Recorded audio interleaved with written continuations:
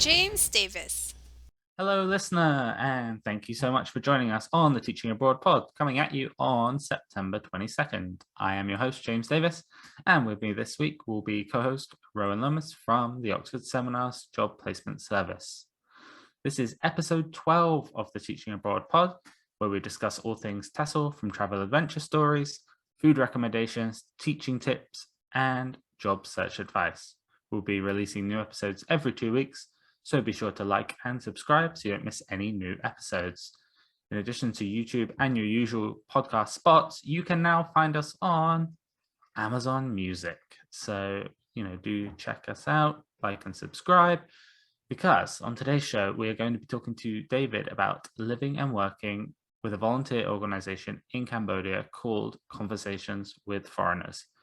Really excited about this episode because we like to go on and on and on about Korea, Japan, different parts of Europe, but it's nice to talk about somewhere a little bit different. So we're going to be talking about Cambodia today, and there's no one better than David to get into that with.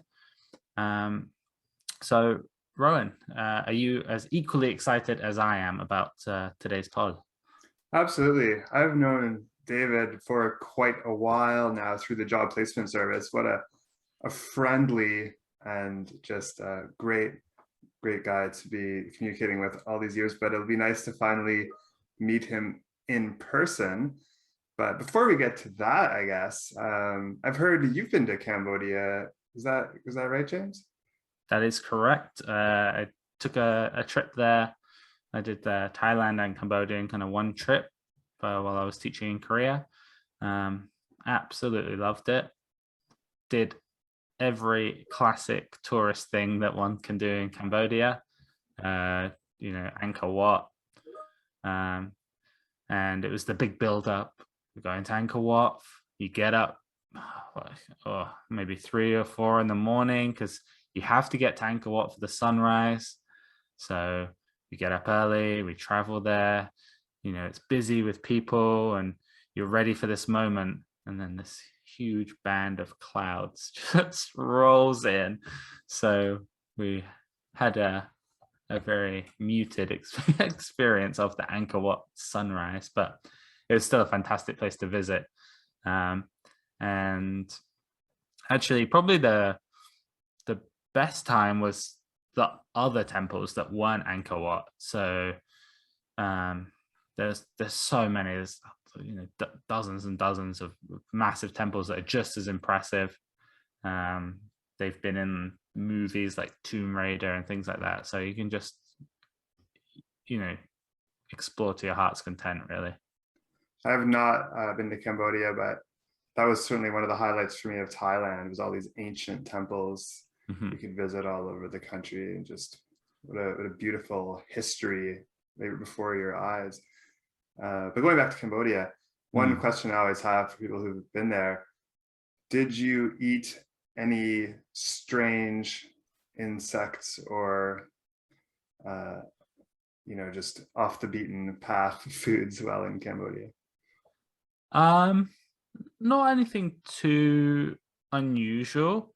What No I tried to fried tarantulas. No, nothing like I kind of stayed away from that kind of stuff. What I did do was try and eat, Khmer food, Cambodia traditional things that you can only really get well in Cambodia. So when you're coming from Korea on holiday, it is very tempting to have all the Western things that are not easy to access, but you can in these touristy places. But no, I tried to stick to, trying the different curries and things like that. And I'm glad I did because it's just so good. I can't remember. I must have been in Siem Reap, and this fish curry I had just even sticks with me today as how good it was. It was in banana leaves, and it wasn't particularly spicy or anything, but it was just mild curry. Yeah, mild but unbelievably delicious. And I do love curries, but I've never had a fish curry. Now I'm intrigued. Oh, you have to just try it. I'm sure that there are places everywhere that do it, but this one just stuck with me, the one I had in Siem Reap. The other thing about Cambodia that was amazing was getting around. So we spent some time in Siem Reap, and then we took a bus right through the country to Phnom Penh to stay there for a couple of days, visit the killing fields, and understand like the more recent history of Cambodia. But that bus journey is something else. Do tell.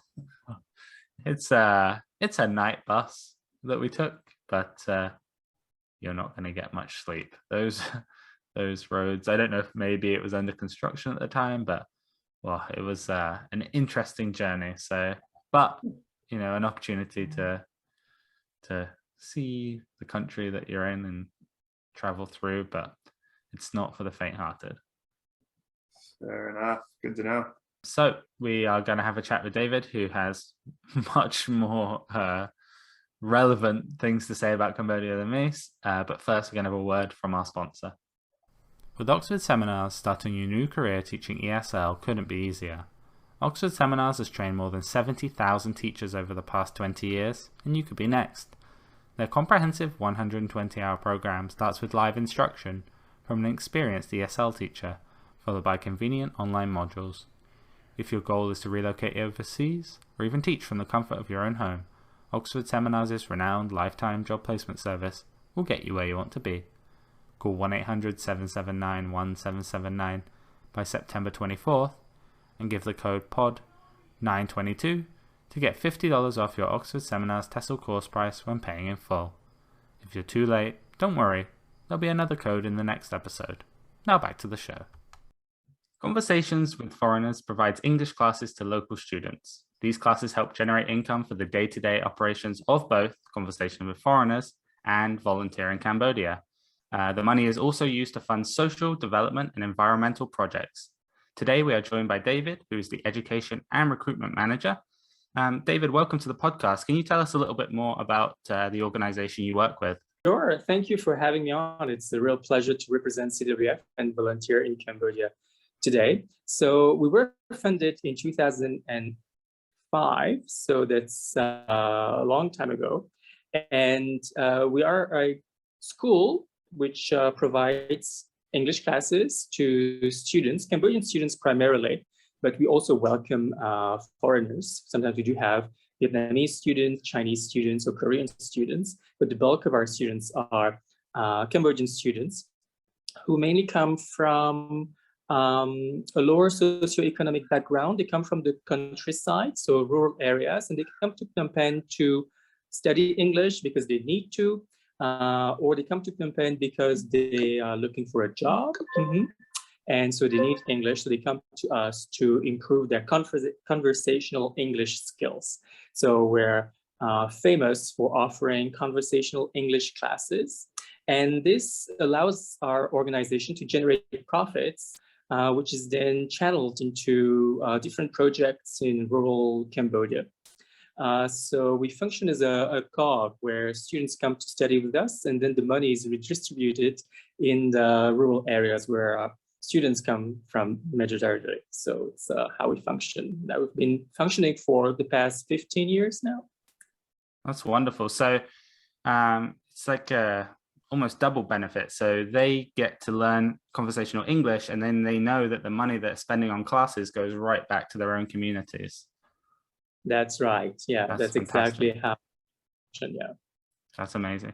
So can you tell us a little bit about Cambodia, why it's such a great place to visit and for you to teach and work in?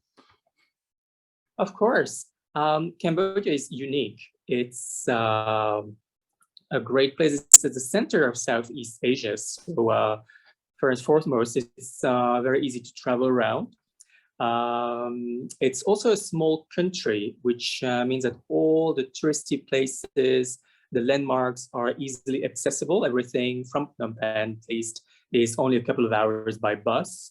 Now you can fly, of course, you can fly to Siem Reap to visit the temples from Phnom Penh. It's only 30 minutes by plane. By bus, it's 5 hours. You can also reach the beaches and the tropical islands in 3 hours, so the rolling hills in the northeast of Cambodia in 4 or 5 hours as well. So everything is just very convenient and accessible. It has such a rich history. Everybody knows, remembers the recent past, unfortunately, but Cambodia is not limited to what happened 40 years ago. It has a really rich history that dates back to hundreds of years. There are temples scattered all over the country, not only in the most famous places like Siem Reap and Angkor Wat, but there are really interesting places all dotted around the country. The people, they're just commendable. Their resilience, their eagerness, their will to develop their country is so thrilling. It's such an interesting and such a boisterous place. It's a very dynamic, a young place. So it makes a very good place to visit, but also a very good place to come and teach and work and live.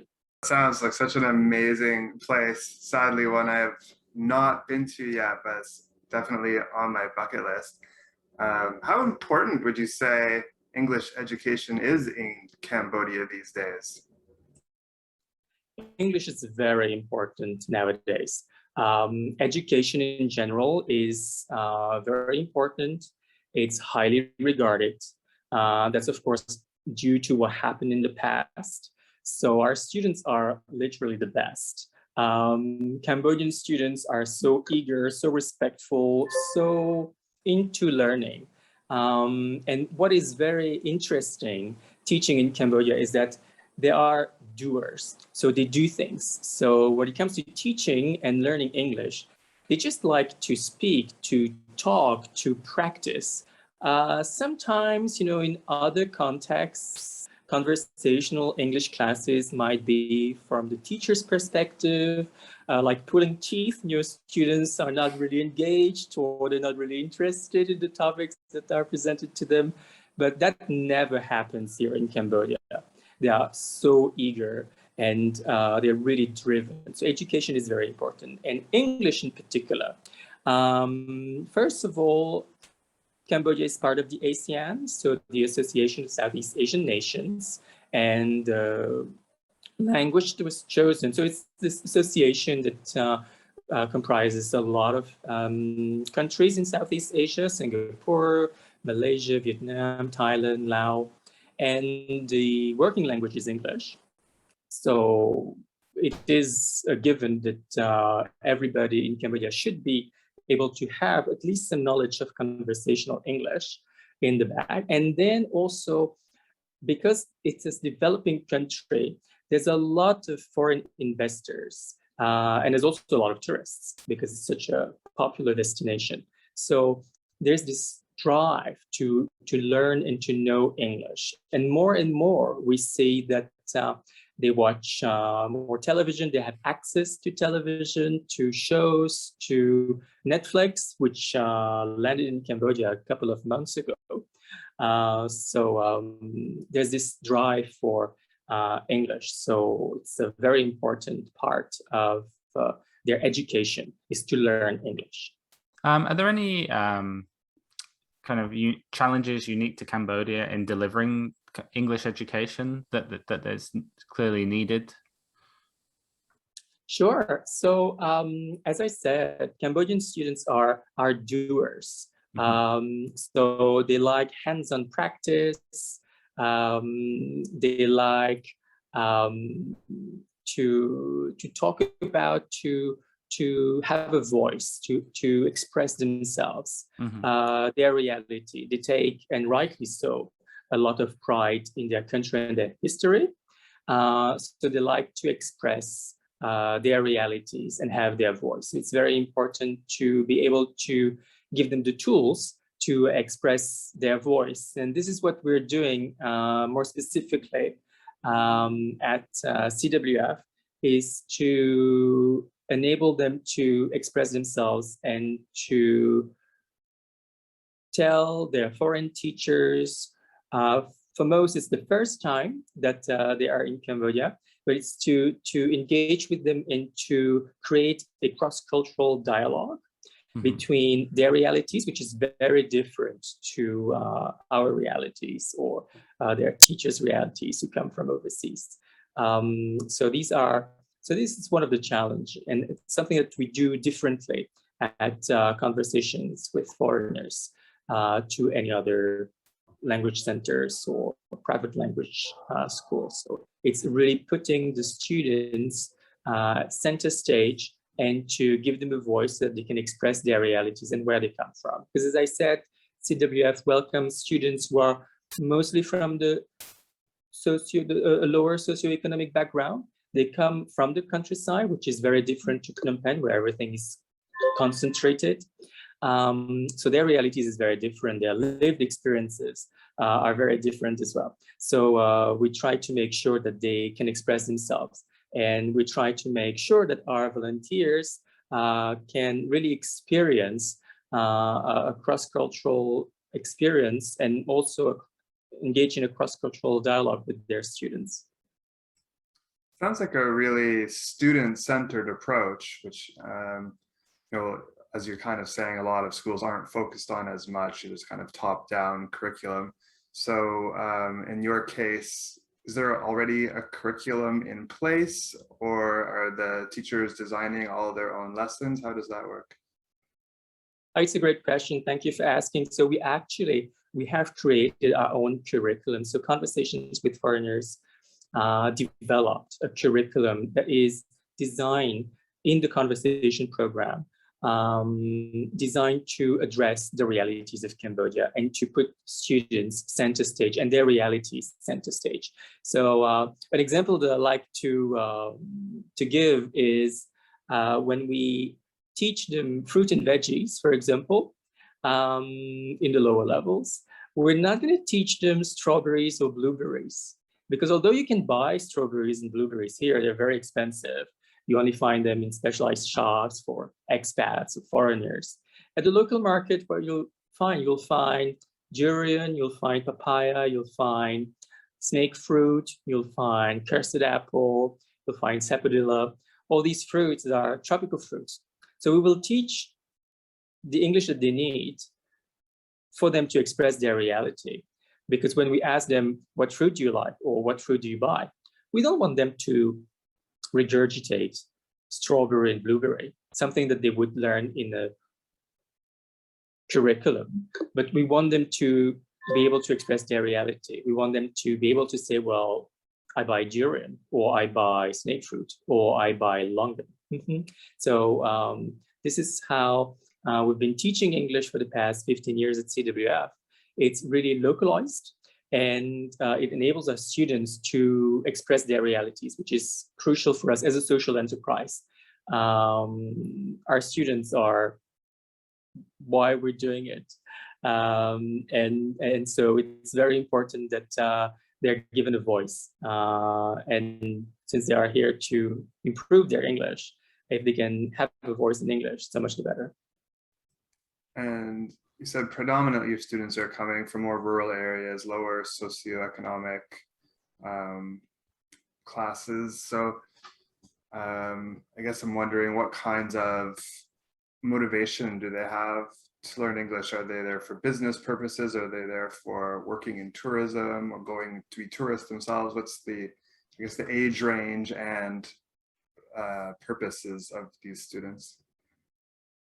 That's a great question. So I would say that it's both. It's extrinsic motivation and intrinsic motivation. So usually they start with I'm not going to say a passion for the language, but they like English. You know, of all the languages that they could choose from, you know, Thai, Chinese, Korean, English is always number one. So they really like English. But most importantly, they will need English for their job, or if they're looking for a job, to have better job prospects, or if they're university students, they will have to understand a lecturer from overseas, or even one of their teachers teaching the class in English in an attempt to boost and improve their English knowledge. So it's a bit of both. They like English, at the same time it's useful for them. So it's the best combo, because it makes them really motivated and always engaged and eager to learn, because they know that it'll be useful, at the same time they really like it. And are they kind of grouped as such, like we have business English here and English for tourism there, or is it kind of all mixed together in the same group? So CWF offers business English, but those classes are rare compared to our more general conversation classes. So rare in the sense that because the bulk of our students, since they come from the rural areas, most of our students usually fall in the lower levels. So we have beginners, full beginners, lower intermediate. That's the bulk of our students. We sometimes have advanced classes or business classes or debate classes, but they're more few and far between, because since our students come primarily from the lower socioeconomic background and mostly from rural areas, they tend to fall into beginners, post beginners, lower intermediate, or elementary. I just want to go back a little bit about how you guys do things differently, because this is something I find very interesting. You've mentioned a couple of times that how well regarded your students are in terms of their abilities and how engaged they are, as most Cambodian students are, you mentioned. So I'm wondering if you think that the difference maker is that the extra stuff you're doing. So, being able to have a curriculum that reflects their reality, and also that focus on the cultural exchange, whether that is what, is tipping their English to the next level. So, you can be a fantastic English teacher, but those other things that you do are what really make them exceptional. That's right. Yeah, you're right. I think CWF has cracked it in developing this localized curriculum and in focusing on conversation classes. Since CWF works with volunteers, we really want to give our volunteers an experience. So when volunteers come to CWF, sure, they teach English, but they really engage within the realm of a social enterprise. And as a social enterprise, our students are everything. We pick everybody up. We make sure that the learning is smooth and everything goes according to plan. We don't want them to give up. We don't want them to derail. So there's a lot of hats that our volunteers wear as well. So primarily, biggest hat, of course, is teaching. So they're teachers, but we also focus on the cultural aspect and the relationship and the rapport between the students and the teachers. So contrary maybe to other schools, our volunteer teachers are very close to their students, and they really create a rapport that is closer than the rapport that you would find in another school with maybe stricter rules or a more standardized approach to teaching. The way that CWF operates and Volunteer in Cambodia operates is very horizontal. We work with volunteers, so it's goodwill, good faith, motivation, positivity, knowing that you're reading good and you're making a difference in the lives of the students. So all of that motivates our volunteers, but also motivates our students, and this creates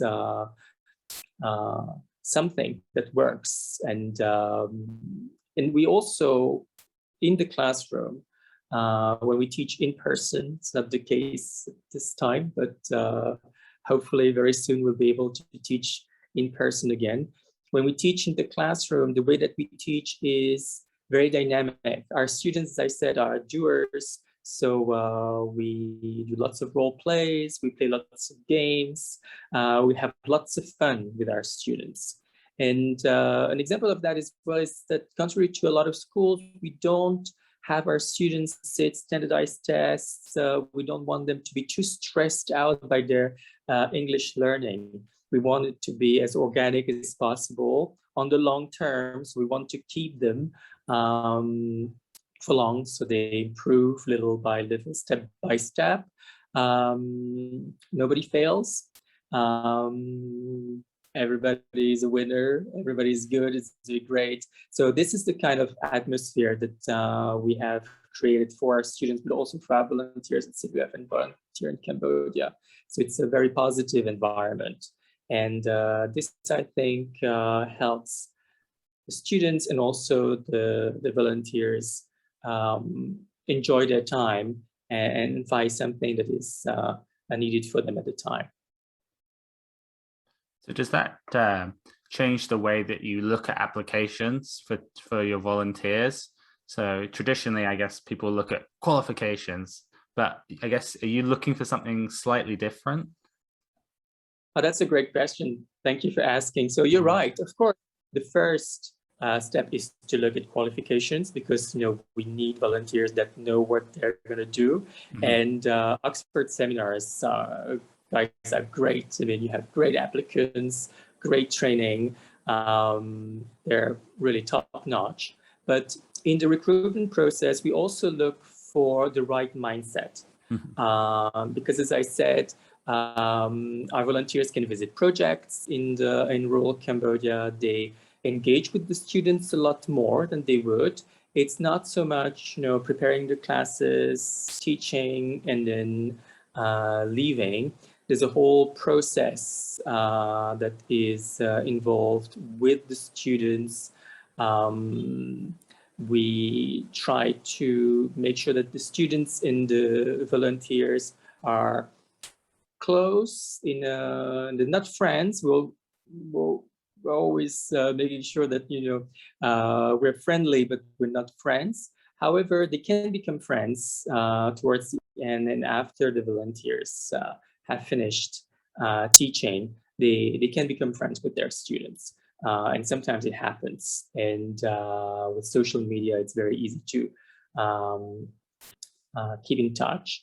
But the mindset and the persona is very important when we recruit our teachers. So yeah, that's very important. We wear many hats, and as I said, it's all about the soft skills as well when we work for a social enterprise as a volunteer. There's lots of extras that we can do, and these add-ons, they have to be organic, because there's no financial retribution that can motivate us to do these. It's just the passion and the will to do it. So we always make sure in the recruitment process that we have applicants that understand what a social enterprise does and what working for a social enterprise entails. Now, the organization Volunteer in Cambodia is obviously a volunteer organization. So how do teachers there support themselves financially? Do they have to bring a certain amount of savings, or are some of them able to find paid teaching work on the ground in Cambodia? That's right. So it's a volunteers organization. So everybody's a volunteer, except for the local staff. And so our teachers come, they usually have in mind a 3-month commitment, and they usually save enough money to sustain themselves for this amount of time, for the 3 months. And then with the experience of teaching, they will move on and try to look for employment. Some teachers have something on the side. So they have a side hustle that they can do online, or they can do remotely. But most of our applicants, they usually use the 3 months as experience as testing the waters abroad to see if they like it, build a resume, build experience, and then they will move on to paid employment. And if they do want to find paid employment in Cambodia, do they have to bring all of the required visa documents with them and they can apply for the visa in Cambodia, or do they have to go back to their home country and apply there? How does that work? So pre-pandemic, the system was pretty straightforward. They would come and request entry visa on arrival, and then within the country, they could renew it. With us as volunteers, they could renew it for 3 months or for 6 months. And then if they wanted to renew it for more than 6 months, then they needed to have paid employment at a school, which many volunteers would find, and then they would be able to process their longer visa in country. Now, because of the pandemic, the system is a little bit more complicated. There's a little bit more paperwork. It costs a bit more because there's a 15-day quarantine on arrival at a hotel that needs to be paid. And also tests that are performed. And it comes up to roughly $2,000 for the whole process of just being able to come to Cambodia. Does that include the hotel quarantine? That includes the hotel quarantine, all the tests, and all the paperwork, and the insurance also that is needed for travelers. So $2,000. It's an estimate. Can be a little bit less, can be a little bit more, but that's what the process costs at this time. So hopefully, in a few weeks, if not months, we'll be back to a pre-pandemic system, which was basically $25 on arrival. Well, we are getting close to the end of our time together, but we didn't really get a chance to get into the food and the culture and things like that. So maybe if we could just give you a couple of rapid fire questions about life in Cambodia, and then we'll have to wrap it up. So let's start with cuisine. What would you say are the highlights of Cambodian cuisine? Oh, it would have to be the curries. So all sorts of curries, red curries, green curries, yellow curries, all sorts of meats, vegetarian food as well. It's not uncommon. Actually, colloquially in Cambodian, when you want to say you're a vegetarian, you say Buddhist food. So it's very not uncommon for restaurants to serve vegetarian options. So you can even have delicious curries with tofu. It's delicious. So I would say the curries. All right. Travel recommendations. Where do you have to go when you're in Cambodia? You have to go, of course, to Siem Reap and visit the temples.